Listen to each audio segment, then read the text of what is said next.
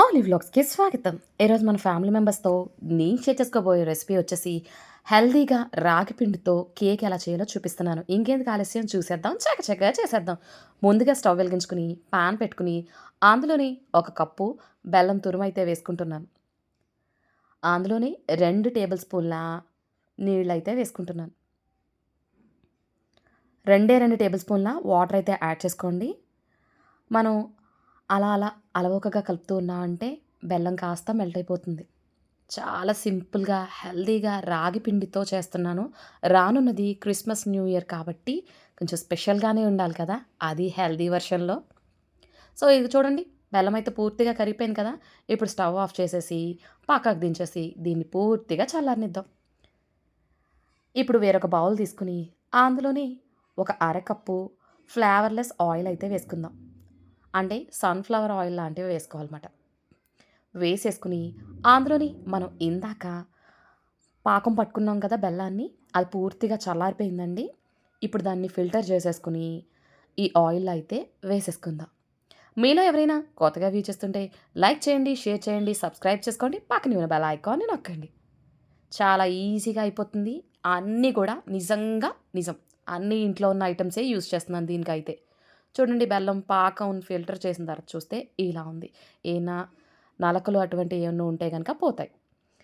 ఈ ఫిల్టర్ చేసిన దానిలోనే ఒక అర స్పూను వెనిలా ఎసెన్స్ వేసుకుంటున్నాను. మీ దగ్గర లేకపోతే ఇదే ప్లేస్‌లో మీరు యాలకుల పొడి కూడా వేసేసుకొని వీటన్నిటిని బాగా మిక్స్ చేసుకుందాం. చూడండి నేను చూపిస్తున్నట్టే చేయండి.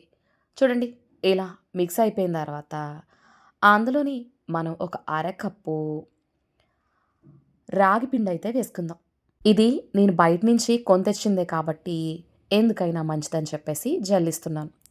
అలాగే ఒక అరకప్పు గోధుమ పిండి కూడా వేసేసుకుందాం. అందులోని 3 స్పూన్ల కోకో పౌడర్‌ని కూడా యాడ్ చేసేసుకుందాము. సింపుల్‌గా, టేస్టీగా, హెల్తీగా అయితే ఈ కేక్ రెడీ అయిపోతుందండి. ఇప్పుడు అందులోని ఒక స్పూను బేకింగ్ పౌడర్‌ని, అర స్పూను బేకింగ్ సోడాని వేసి ఒక చిటికెడు ఉప్పు వేస్తున్నాను. వీటన్నిటిని కూడా మనం జల్లించుకుందాం. చాలా సింపుల్‌గా, హెల్తీగా, టేస్టీగా ఉంటుంది. క్రిస్మస్‌కి, న్యూ ఇయర్‌కి డెఫినిట్‌గా ట్రై చేయండి. లేదా నార్మల్‌గా పిల్లలు కేక్ అడిగినప్పుడు ఇలా హెల్తీ వెర్షన్‌లో అయితే తయారు చేసి పెట్టొచ్చు. జల్లించిన తర్వాత వేస్ట్ అయితే తీసేద్దాం. తీసేసి ఇప్పుడు మిక్స్ చేసేసుకుందాము. నార్మల్‌గా మీ దగ్గర ఏమైనా స్పాచులా ఉంటే దాంతో మిక్స్ చేసుకోవచ్చు. కానీ ఒక్క డైరెక్షన్‌లోనే మిక్స్ చేయండి. చూస్తున్నారా? నేనెలా మిక్స్ చేస్తున్నానో? సర్కిల్‌గా ఒక డైరెక్షన్‌లోనే మిక్స్ చేస్తూ వస్తున్నాను. ఇలా పూర్తిగా మిక్స్ చేసిన తర్వాత అందులోని కాచి చల్లార్చిన పాలు ఒక అరకప్ అయితే యాడ్ చేసేసుకుందాం. కాచి చల్లార్చిన పాలు ఒక హాఫ్ కప్పు వేసేసుకొని మరొకసారి మిక్స్ చేసుకుందాం. ఎక్కడ ఉండంటూ లేకుండా అయితే మిక్స్ చేసేసుకుందాం. దీంతో పాటుగా నేను రాగి పిండితో ఏమేం చేశాను అన్నవి డిస్క్రిప్షన్‌లో లింక్ అయితే ఇస్తున్నాను. తప్పకుండా చూడండి. చూడండి కన్సిస్టెన్సీ వచ్చేసి సిల్కీ కన్సిస్టెన్సీ అయితే వచ్చింది కదా! Ribbon consistency. ఇప్పుడు దాన్ని పక్కన పెట్టేసుకొని వేరొక గిన్నె గానీ, మౌల్డ్ గానీ తీసుకొని అందులో ఒక అర స్పూను ఆయిల్ వేసుకొని దాన్ని ఈవెన్‌గా స్ప్రెడ్ చేసుకుందాం. ఇలా చేయడం వల్ల కేక్ మౌల్డ్ నుంచి ఈజీగా ఊడొచ్చేస్తుంది. నేనిక్కడ బటర్ పేపర్ గానీ ఏది యూజ్ చేస్తలేదు. అన్నీ గూడా ఇంట్లో ఉన్న వస్తువులే. చూడండి ఇలా అప్లై చేసిన తర్వాత అందులోని ఒక అర స్పూను గోధుమ పిండిని యాడ్ చేసుకొని దాన్ని ఈవెన్‌గా స్ప్రెడ్ చేసుకుందాం. లేదా నేను చూపిస్తున్న విధంగా స్ప్రెడ్ చేసుకోండి. చూసారా?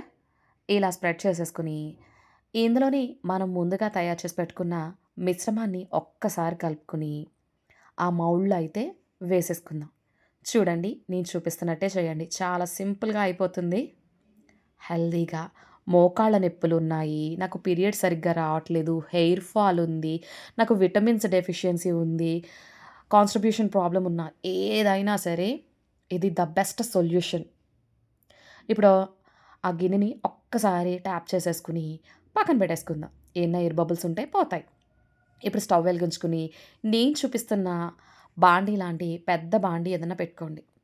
లేదా మీరు కుక్కర్ యూజ్ చేసే పలమైతే కుక్కర్‌ని పెట్టుకోండి. అందులో ఒక స్టీల్ ప్లేట్‌ని గానీ, ఇలాంటి ట్రేని గానీ పెట్టేసి ఒక్క 10 నిమిషాలు ప్రీహీట్ చేయండి. 10 నిమిషాల తర్వాత మూత ఓపెన్ చేసి మంటని లో టు మీడియం ఫ్లేమ్ మీదకి అడ్జస్ట్ చేసుకొని, మనం ముందుగా తయారు చేసి పెట్టుకున్న రాగిపిండి బ్యాటర్‌నయితే దాన్ని ఇందులో పెట్టేద్దాం.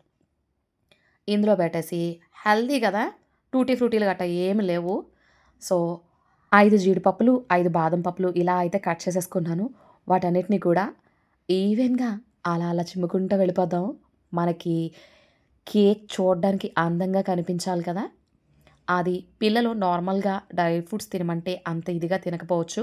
కానీ ఇలా కేక్స్ పైన మనం పెడితే చాలా బావుంటాయి. ఇప్పుడు మూత పెట్టేసి 20 మినిట్స్‌కి ఒక్కసారి చూడండి. అంటే మీరు తీసుకున్న గిన్నె బట్టి టైం అయితే పడుతూ ఉంటుంది.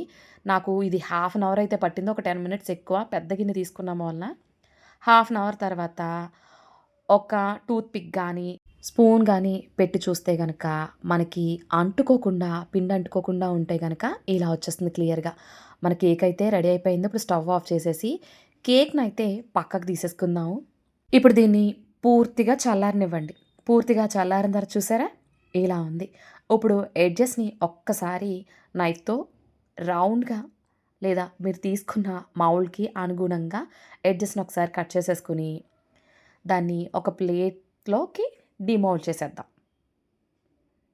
డీమోల్డ్ చేసి పైన ఒక్కసారి ట్యాప్ చేస్తే చూడండి ఈజీగా కేక్ అయితే ఊడొచ్చేసింది.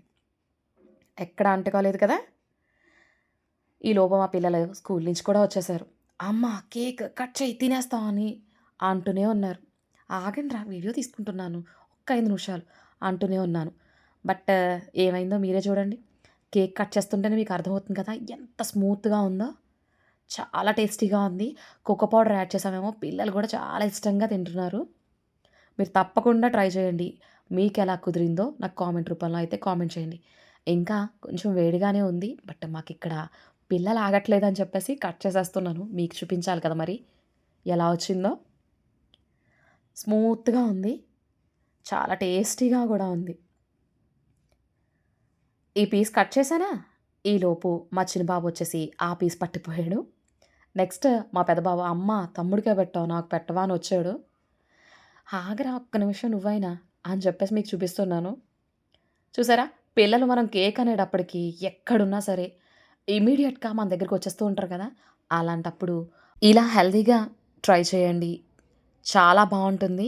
మీ అందరికీ కూడా నచ్చుతుంది.